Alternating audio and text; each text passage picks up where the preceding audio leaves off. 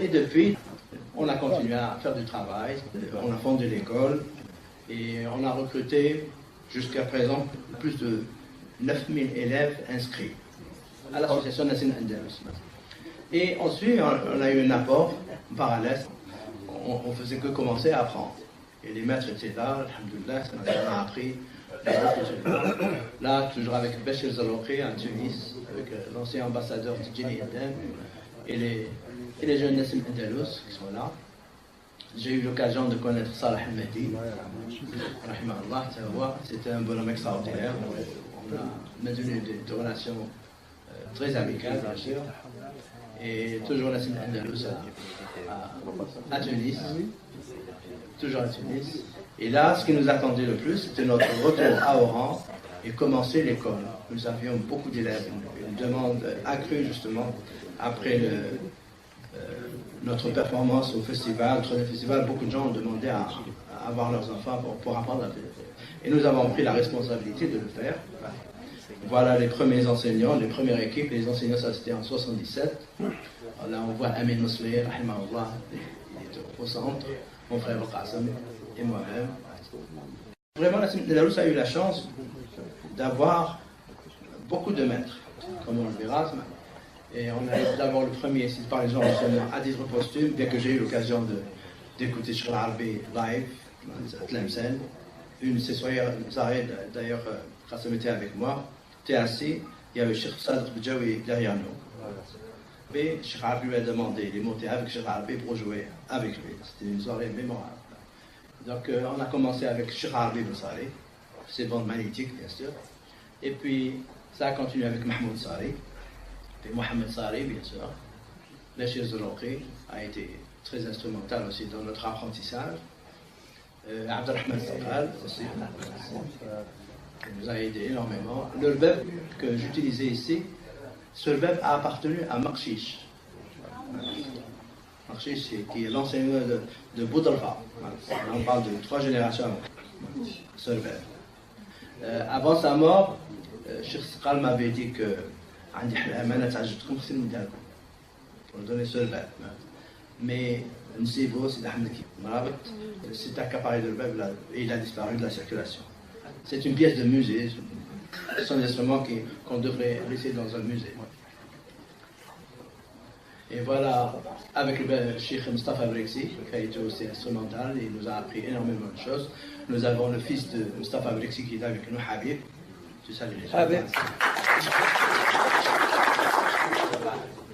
Qui a été aussi un de nos collègues, il a participé énormément dans la scène Andalous, c'est un bon théâtrien aussi. Abdelkrim Derni aussi a été pour une grosse part aussi dans la technique instrumentale et vocale, c'est un excellent musicien lui aussi. Il nous a fait profiter un petit peu de son expérience.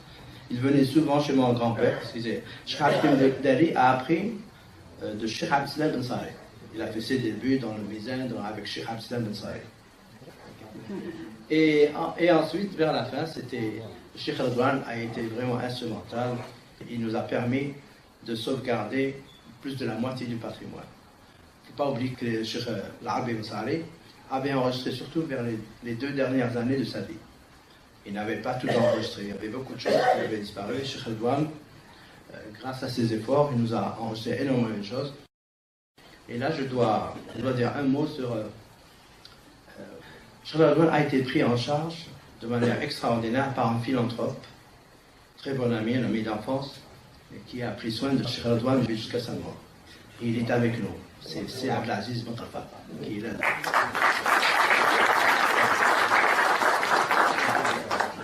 C'est lui qui a complètement pris en charge Cheikh Redouane jusqu'à son enterrement. Et même sur la pierre tombale, il a écrit de manière extraordinaire un vers de Rniata Djilani de Broualiya. Il a choisi un vers qui est extraordinaire.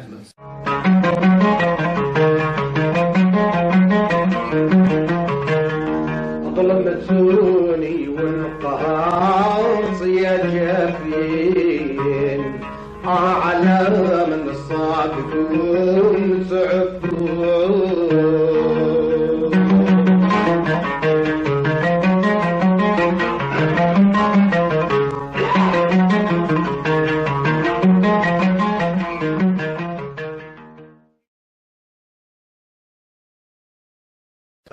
grâce à M. Abdelaziz Boukhalfat que nous avons pu enregistrer Cheikh Redouane en audio et en vidéo. Là, je ne vous montre pas la vidéo parce que ça prend du temps. Et donc c'est grâce à différents travaux du genre que nous avons pu préserver cette musique. Là-bas, quelques photos avec Cheikh Redouane. Là, avec notre ami Atman Chali.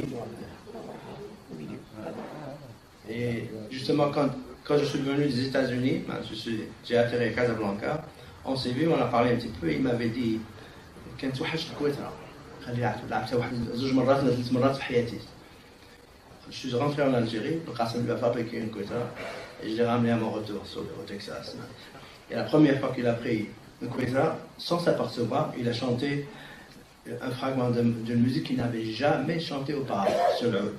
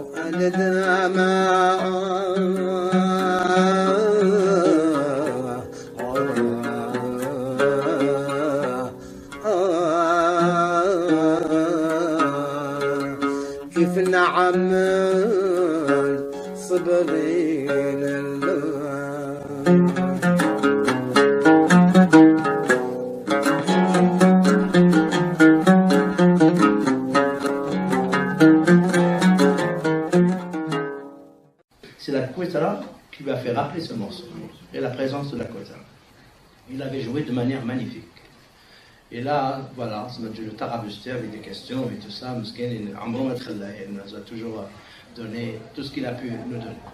Là, en train de chercher dans ses archives, quand je lui demande des choses qu'il avait oubliées ou qu'il voulait se rafraîchir la mémoire, il puisait dans ses archives. Et là, on le voit, avec toujours prêt jusqu'à la fin de ses jours.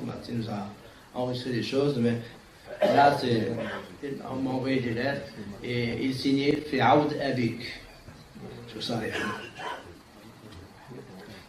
Donc on a maintenu le contact constant avec le Cheikh Redouane. Et d'autres cheikhs sont venus en Chiour, Ahmed Perrouk, l'avait rencontré à Bat. Et là, bon, les autres chiours, Amin Muslia Rahimahullah, qui a pris le relais, s'est inspiré beaucoup de Cheikh Sakral, il a appris beaucoup de choses de lui. Cheikh Sakral était un poète aussi, un grand poète. Et donc voilà tout ce monde qui nous a permis d'évoluer et d'apprendre la musique, et on apprend toujours jusqu'à présent, on essaye d'apprendre. Donc voilà un petit peu sur comment l'Andalous est venu au monde, si l'on veut.